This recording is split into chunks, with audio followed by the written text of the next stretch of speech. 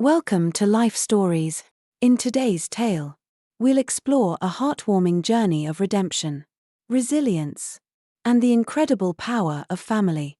Meet Jacob, a young boy whose world was shattered when his father walked away, and Emily, the mother who fought tirelessly to keep hope alive. Together, they teach us that even in the face of abandonment and despair, love can create miracles. Stay with us as we unravel this inspiring story filled with lessons of forgiveness and healing. Don't forget to subscribe to Life Stories and turn on notifications to join us on this unforgettable journey today. The sun was just beginning to rise over the small town of Cedarville, its golden rays filtering through the modest two-bedroom home that Mark and Emily shared. From the outside, their lives seemed simple and content. Mark, a driven and hardworking man, ran a small hardware business in town, while Emily, a gentle and nurturing soul, devoted herself to creating a warm and loving home. Yet beneath the surface, a quiet tension lingered, a yearning for something more that neither could fully articulate. Emily stood at the window of their cozy living room, her eyes following the neighborhood children as they laughed and played in the crisp morning air. Their carefree joy was a sharp contrast to the ache in her chest.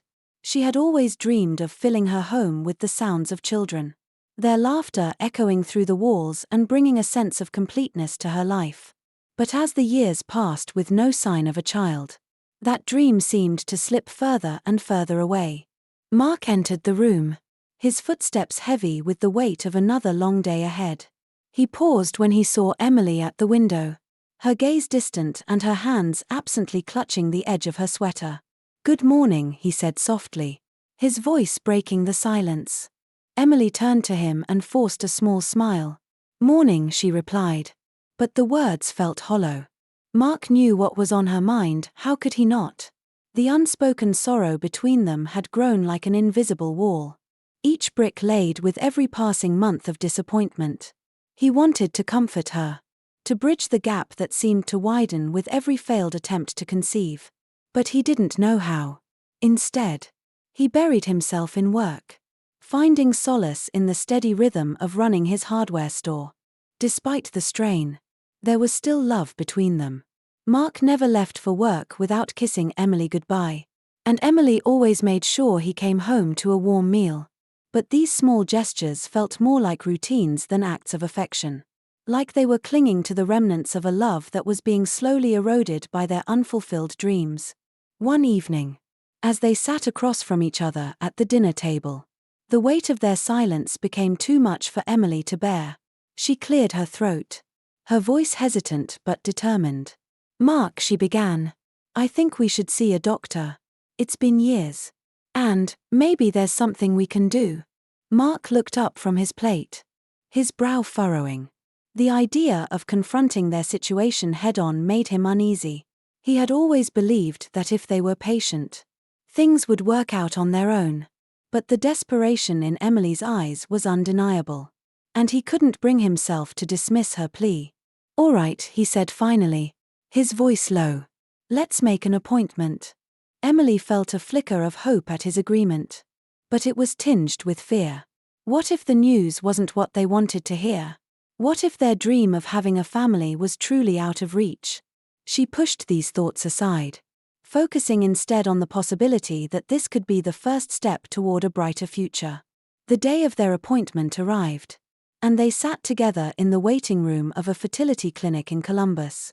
The sterile white walls and muted hum of the air conditioner only heightened their anxiety. Emily clung to Mark's hand, her fingers trembling as they were finally called into the consultation room. The doctor was kind and compassionate, but the news she delivered was devastating. Emily's chances of conceiving naturally were slim, nearly non-existent. The words hung in the air, heavy and unrelenting. Mark sat in stunned silence as Emily's tears began to flow, her quiet sobs breaking the stillness of the room. The doctor mentioned alternatives, like IVF, but the costs were astronomical, far beyond what they could afford. As they drove home, the silence between them was deafening. Emily stared out the window, her heart shattered, while Mark gripped the steering wheel tightly. his mind racing with thoughts he couldn't put into words. In the weeks that followed, they sought second opinions, clinging to the hope that another doctor might offer a miracle. But the results were always the same. Emily's once unshakable optimism began to fade, replaced by a deep sense of guilt. She blamed herself entirely, convinced that she had failed Mark as a wife. Meanwhile, Mark grew increasingly frustrated not with Emily, but with the situation they found themselves in. Yet his frustration often spilled over into their interactions, creating a growing distance between them. One evening, as they sat together on the couch, Emily mustered the courage to speak again. "What if we consider adoption?" she asked tentatively. Mark's response was immediate and dismissive.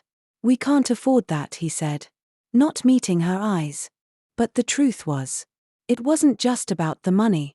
Mark wasn't ready to let go of the dream of having a biological child. Emily felt her heart sink, the chasm between them widening further. She began to withdraw, avoiding social gatherings and family events where the sight of children only deepened her pain. Mark, too, retreated into his work, using the long hours as an excuse to avoid confronting the growing strain on their marriage. Their home, once filled with warmth and laughter, now felt like a prison. And as each day passed, Emily and Mark found themselves drifting further apart, neither knowing how to bridge the gap that had formed between them. The days after their visit to the fertility clinic were marked by an unbearable stillness in the house. Emily and Mark moved around each other like ghosts, avoiding the conversations they both knew needed to happen. The weight of their shared sorrow seemed too much to bear, and neither of them knew how to lighten the burden.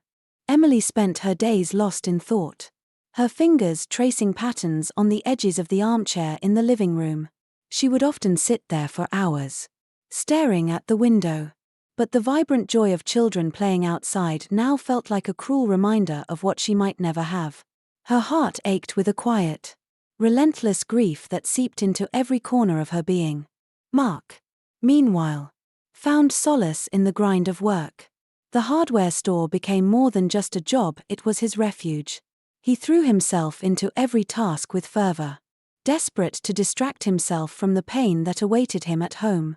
But even in the chaos of his day-to-day duties, the emptiness followed him.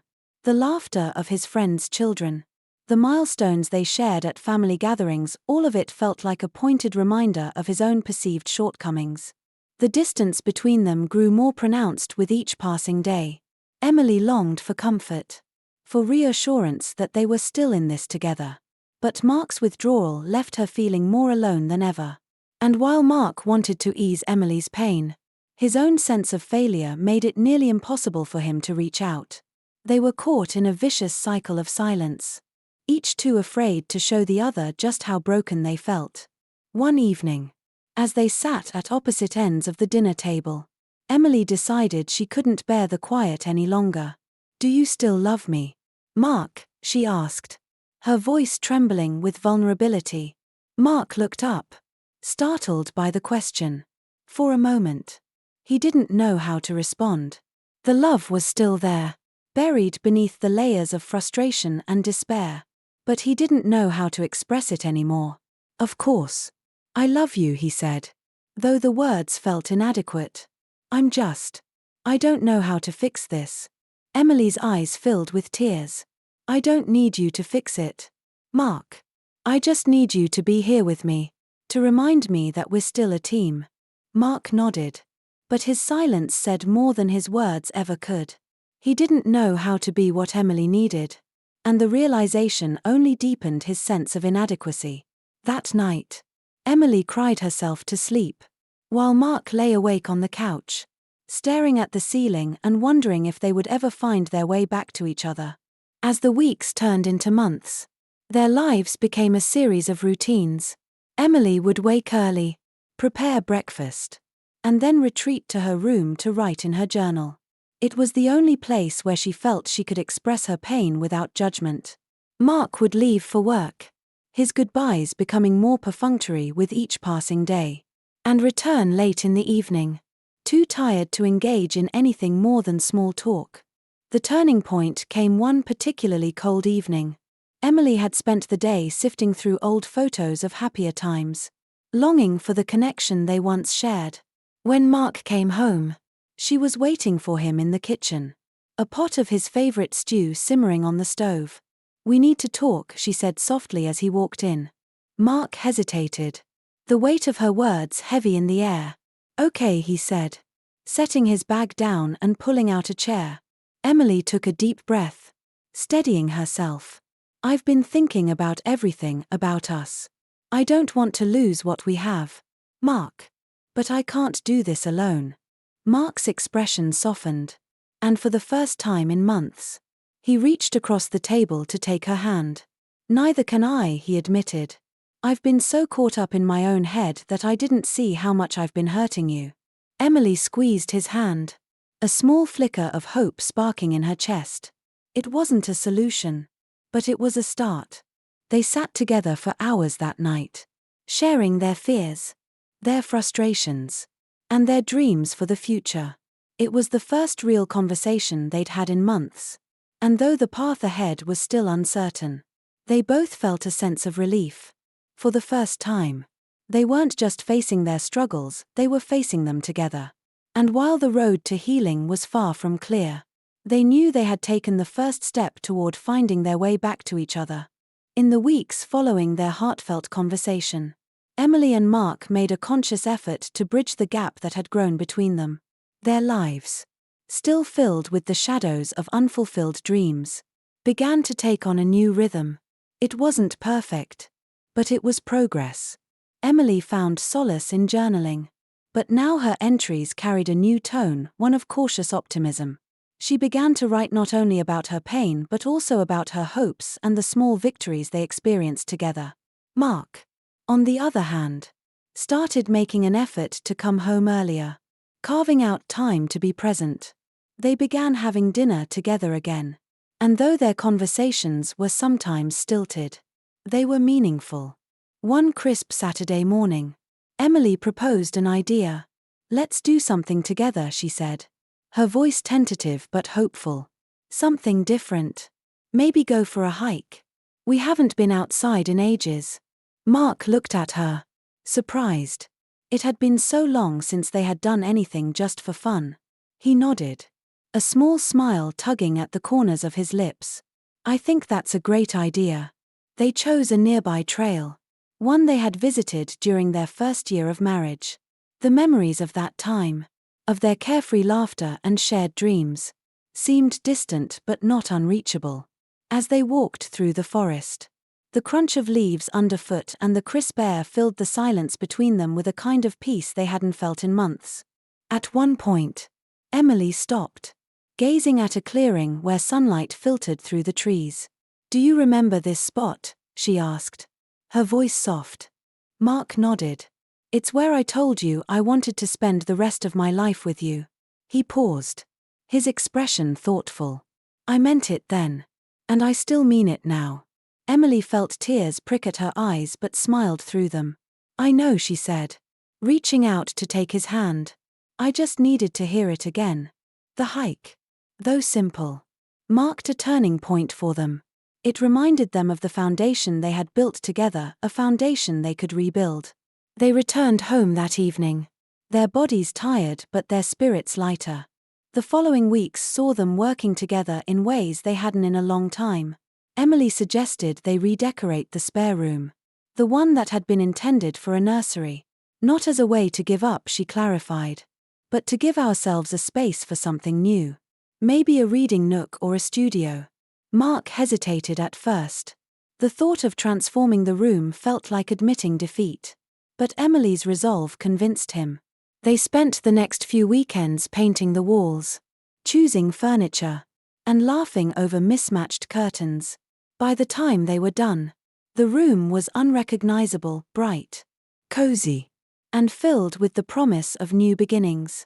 As their relationship strengthened, they revisited the idea of seeking medical help. This time, however, they approached it as a team.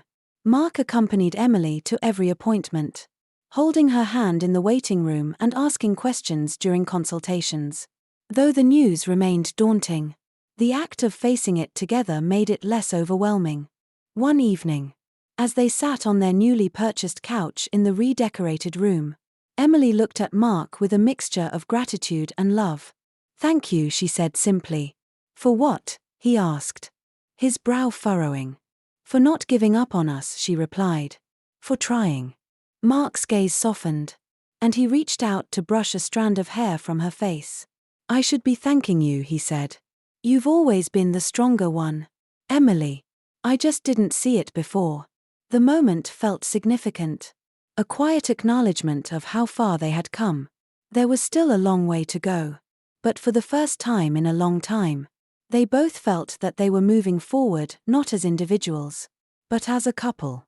Their journey was far from over, but they had found a renewed sense of purpose. Together. As the days turned into weeks, the room they had redecorated became a symbol of renewal in their lives. Emily often sat there with a cup of tea, her journal open on her lap, while Mark would join her, sometimes with a book, sometimes just to sit quietly by her side. It was a small haven, a place where they could escape the burdens of their struggles and simply be. One evening, Mark walked into the room to find Emily poring over a booklet. He leaned over her shoulder, curious. "What's that?" Emily hesitated, then turned the booklet so he could see. It was about fostering children. "I've been thinking," she said, her voice cautious. "Maybe we're meant to be parents in a different way." Mark's brow furrowed as he sat down beside her. "You mean fostering? Taking care of children who need a home?" "Yes," Emily replied, her voice steady. "I know it's not the same as having our own, but there are so many kids out there who need love, who need someone to believe in them. Maybe that's something we could do." Mark didn't respond immediately. He turned the idea over in his mind, weighing the implications. Fostering wasn't a decision to be taken lightly. It meant opening their home and their hearts to children who had experienced unimaginable pain and loss. But as he looked at Emily, her eyes filled with both hope and determination, he realized how much this idea meant to her. "Let's look into it," he said finally. "Together." Emily's face lit up with a smile that warmed Mark's heart. It was the first time in a long while that they felt they were taking a step toward something meaningful, something they could share. Over the next few weeks, they attended informational sessions and filled out applications. The process was rigorous and emotional, but it also brought them closer together. During one of the sessions, the facilitator asked, "Why do you want to foster?"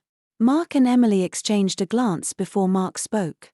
"We've struggled with starting a family," he admitted, his voice steady. "But we've realized that love doesn't have to be limited to biology. We want to give a child or children a safe, loving home." The facilitator nodded approvingly. "That's a beautiful reason." The process of becoming foster parents was anything but simple. There were home visits, background checks, and countless interviews. At times, the scrutiny felt overwhelming. But Emily and Mark supported each other through it all. They began to see fostering not just as a way to fill the void in their lives but as a calling, an opportunity to make a real difference. One late afternoon, as they were clearing out a closet to make room for a foster child's belongings, Mark found an old photo album. He opened it to find pictures from their honeymoon, images of a time when their love had felt limitless and untouchable. "Look at this," he said, showing Emily a picture of them laughing on a beach. She took the album from him, her fingers tracing the edges of the photograph. "We were so young," she murmured, a soft smile playing on her lips. "We had no idea what was ahead of us." Mark sat beside her, his gaze fixed on the photo. "And yet, here we are," he said, still standing. Emily turned to him, her smile growing. Still standing. That evening, they placed the photo album on a shelf in the redecorated room, a reminder of where they had been and how far they had come. It was a small gesture but one that carried immense meaning. When they finally received approval to become foster parents, it felt like a triumph, a validation of the strength they had rebuilt together. The journey ahead would undoubtedly be challenging. But as they held each other that night, they knew they were ready to face it. Side by side. The day they received the call about their first placement, Emily was in the middle of baking cookies. The scent of vanilla filled the air as she wiped her hands on her apron and answered the phone. "This is Emily," she said. Her voice tentative. The social worker's voice on the other end was calm but carried a sense of urgency. "We have a child in need of immediate placement, a 7-year-old boy named Jacob. His case is complicated, and we understand it's short notice. Would you and Mark be able to take him?" Emily's heart raced. She glanced toward the living room where Mark was organizing a stack of books. "Can you hold for a moment?" she asked, covering the phone. "Mark." "It's happening," she said, her voice trembling with excitement and nerves. "A boy named Jacob. They need a home for him." Mark froze for a moment, then nodded, his face resolute. "Let's do it." Emily returned to the phone. "We'd be honored to welcome him." That evening, Jacob arrived with a small suitcase and a wary expression. He was thin, his dark eyes large and watchful as he took in his new surroundings. Emily crouched to his level, offering a warm smile. "Hi, Jacob. I'm Emily. And this is Mark. We're so happy you're here." Jacob didn't respond. Clutching his suitcase tightly, Emily and Mark exchanged a glance, silently agreeing to give him time. "Are you hungry?" Mark asked gently. Jacob nodded ever so slightly, and they led him to the kitchen, where Emily set out a plate of cookies and a glass of milk.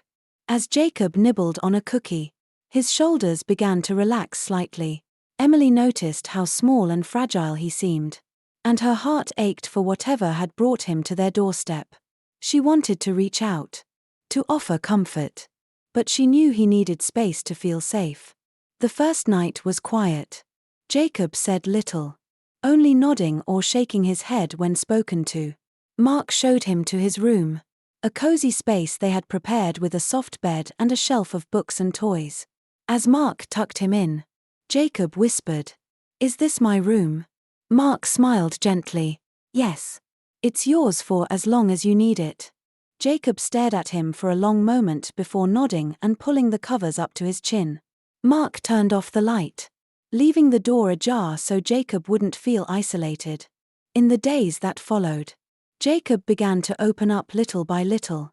Emily discovered his love for drawing when she found him sketching quietly in the living room.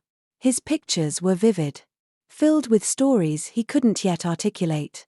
When she complimented his work, he looked surprised but pleased. "You're really talented, Jacob," she said. "Do you want to tell me about this one?" He hesitated, then pointed to the drawing of a small house. "That's where I used to live," he said softly. Emily's chest tightened, but she kept her tone light. "It's a beautiful house. You're really good at this." Jacob's walls began to lower bit by bit. Mark found a way to bond with him over puzzles, and the two of them spent hours assembling intricate designs at the kitchen table. Jacob's laughter, hesitant at first, became more frequent, and Emily often caught him smiling when he thought no one was looking. Still, there were moments of struggle. Jacob had nightmares, waking up in the middle of the night crying out for someone they didn't know. Emily and Mark took turns sitting with him, offering comfort without prying into the details he wasn't ready to share. One evening, after a particularly bad dream, Jacob surprised them by climbing into Emily's lap. She wrapped her arms around him, holding him close as he cried softly. "You're safe here, Jacob," she whispered. "We're here for you." For the first time, Jacob murmured, "Thank you." The words were small but carried a world of meaning. As they tucked Jacob back into bed that night, Emily and Mark exchanged a glance filled with quiet determination. They couldn't erase his past, but they could give him a present filled with love and safety, a foundation to help him heal and grow. Over the next few weeks, Jacob began to show more of his personality. He had a sharp wit that often caught Emily and Mark off guard, making them laugh despite themselves. He loved animals, spending hours in the yard trying to befriend the birds and squirrels. Emily often found him perched on the porch steps, whispering to a curious sparrow or watching the neighbor's cat with a look of fascination. One Saturday morning, Mark suggested they visit the local park. "There's a pond with ducks," he said, his tone casual. "I thought Jacob might like to see them." Jacob's eyes lit up at the mention of ducks, and he nodded enthusiastically. Emily packed a small bag with snacks, and they set off, the crisp autumn air invigorating them all. At the park, Jacob was in his element. He ran ahead, his small frame darting between the trees as he explored. When they reached the pond, he crouched near the water's edge, tossing bits of bread to the ducks and giggling as they scrambled for the pieces. Emily and Mark watched from a nearby bench, their hearts swelling with pride and affection. "He's starting to feel like a part of us," Emily said softly. Mark nodded. "I think he's finding his place here." But as the days turned into weeks, it became clear that Jacob's journey to healing wasn't without setbacks. One evening, after dinner, Emily noticed Jacob sitting by the window, his face drawn and his hands clutching a small stuffed bear he had brought with him. "Jacob, are you okay?" she asked gently. He didn't answer at first, staring out at the darkened street. Then he said, "Do you think my mom misses me?" Emily's heart ached at the question. She crouched beside him, her hand resting lightly on his shoulder. "I think she does, Jacob," she said softly. "It's hard to be apart from someone you love." Jacob nodded, his eyes glistening with unshed tears. "I miss her too." Emily sat with him in silence, letting him process his feelings. She knew the path to trust and healing was paved with moments like these, where he could begin to open up about the pain he carried. As Jacob grew more comfortable, he started to share bits and pieces of his story. His mother had struggled with addiction, and while Jacob loved her deeply, he had often been left to fend for himself. The bear he clung to had been a gift from her, a rare moment of tenderness that he held onto like a lifeline. One evening, as Emily and Mark were cleaning up after dinner, Jacob approached them with the bear in hand. "Can I show you something?" he asked hesitantly. "Of course," Mark said, setting down the dish he was drying.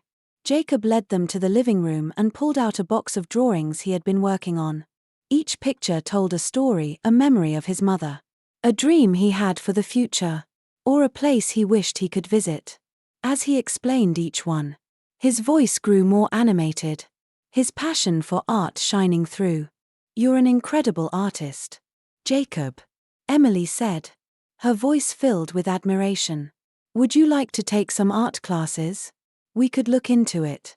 Jacob's eyes widened. "Really? You'd do that for me?" "Of course," Mark said. "We want you to have every chance to do what you love." The next week, they enrolled Jacob in an art program at the community center. At first, he was nervous, clinging to Emily's hand as they walked into the bright, bustling room filled with other kids.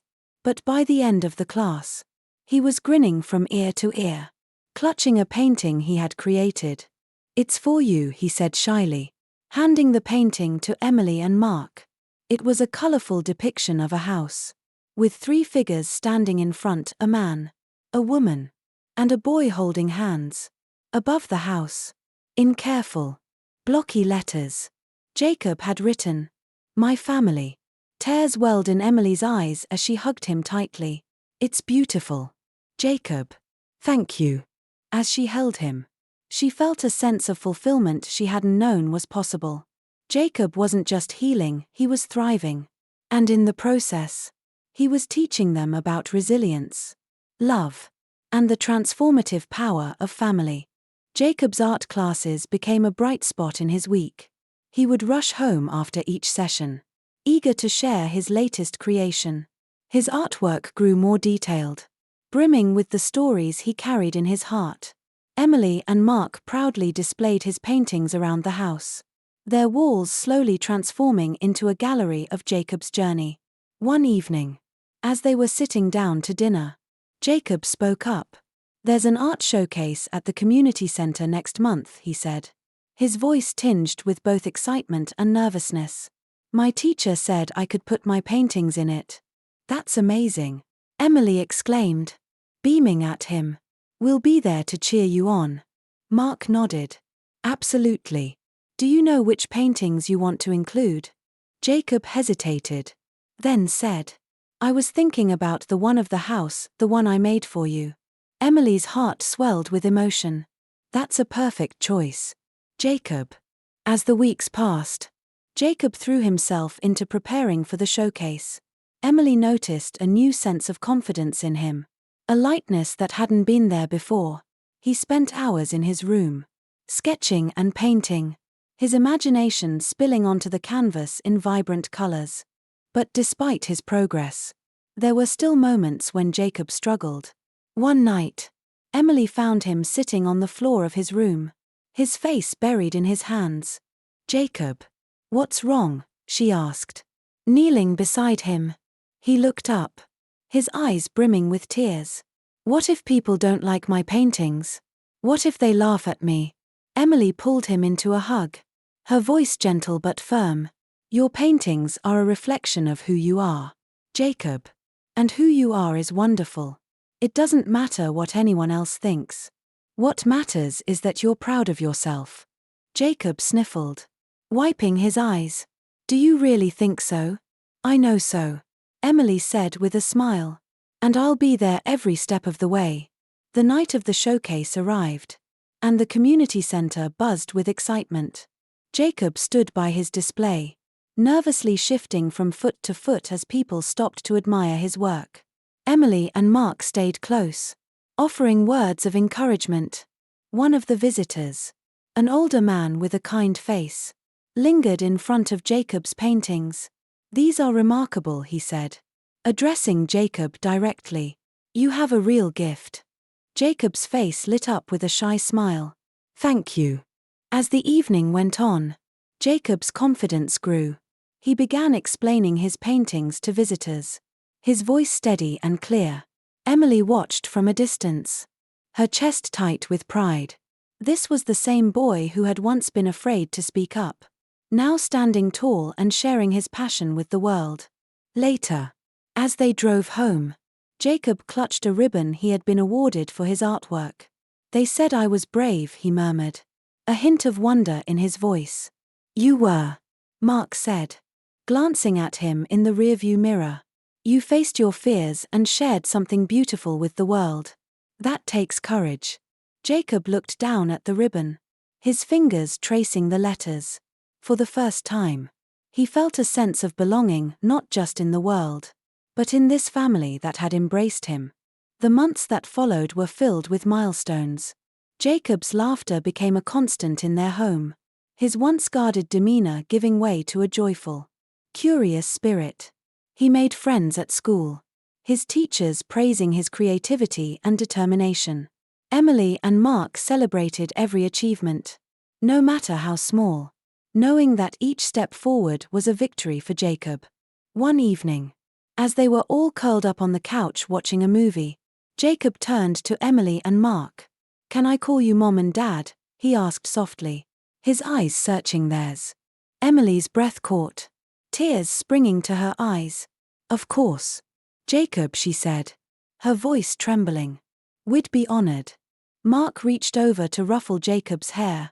You've always been our son, Jacob. We're just glad you feel it too. In that moment, their family felt complete. The journey had been long and challenging, but it had brought them here to a place of love, trust, and unbreakable bonds. Jacob had found his home, and in doing so, he had brought new life to theirs. The seasons changed, and with them came new milestones for Jacob and his growing family. The once shy and withdrawn boy had transformed into a young artist with a spark in his eyes and a voice that carried conviction. His artwork continued to flourish, and the showcase had opened doors to opportunities neither he nor his adoptive parents could have imagined. One day, as Emily sorted through the mail, she came across an envelope addressed to Jacob. This one's for you, she said, handing it to him. Jacob looked at the envelope curiously before tearing it open. Inside was a letter from a local arts foundation. "They want to feature my work in their youth art exhibit," Jacob exclaimed, his eyes wide with excitement. "They said my paintings tell stories that inspire people." Emily pulled him into a hug, her heart brimming with pride. "That's because they do, Jacob. You've touched more lives than you realize." Mark grinned, ruffling Jacob's hair. "Looks like we've got a celebrity in the making." The weeks leading up to the exhibit were a whirlwind of preparation. Jacob worked tirelessly, pouring his heart into his pieces.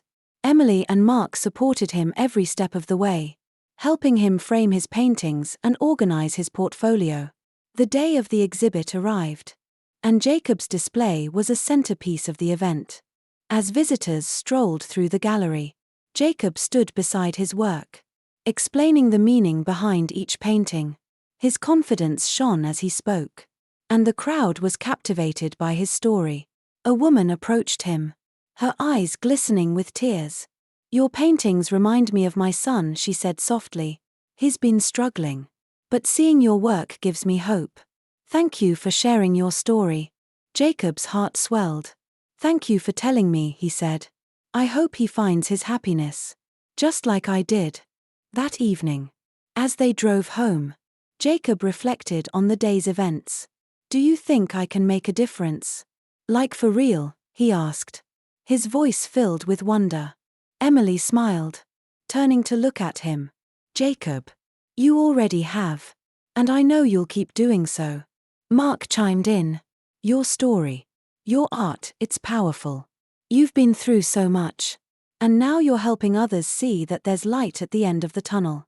Jacob sat back in his seat, a quiet sense of pride settling over him. He hadn't just found his voice, he'd found his purpose. As the years passed, the bond between Jacob, Emily, and Mark grew stronger. They celebrated his successes and supported him through his challenges. Each milestone was a testament to their journey as a family, a journey defined by resilience, love, and the unwavering belief in second chances. One summer evening, they sat together on the porch, watching the sunset. Jacob, now a teenager, held a sketchbook in his lap, his pencil moving effortlessly across the page. He paused and looked up at Emily and Mark. "I was thinking about everything," he began, his voice steady but tinged with emotion. "About how I ended up here, with you guys. I used to think I didn't belong anywhere, but now I know I do. You gave me a home when I thought I'd never have one again." Emily reached over, her hand resting on his. "You gave us just as much, Jacob. You brought so much joy and love into our lives. We're so proud of you." Mark nodded, his voice warm. "Family isn't about where you start, Jacob. It's about where you choose to go together. And I wouldn't want to be on this journey with anyone else." Jacob smiled, his heart full. For the first time, he felt at peace with his past. It had shaped him, but it didn't define him. He was Jacob, a young artist, a beloved son, and a beacon of hope for anyone who needed a reminder that even in the darkest times, love could light the way. As the sun set on their porch that summer evening, Jacob, Emily, and Mark sat together, reflecting on how far they had come as a family. From a boy who once felt lost and broken, Jacob had grown into a young man with a purpose, inspiring others through his art and his resilience. His journey was a testament to the power of love, forgiveness, and second chances. Emily and Mark knew that the challenges they had faced together had only strengthened their bond. Jacob's transformation wasn't just about finding his place in their family, it was about creating a story of hope and healing that would touch countless lives. Their journey reminds us that even in the darkest times, love can light the way. If you enjoyed this story and want to hear more inspiring tales, don't forget to subscribe to Life Stories and turn on notifications for our next video. Thank you for watching.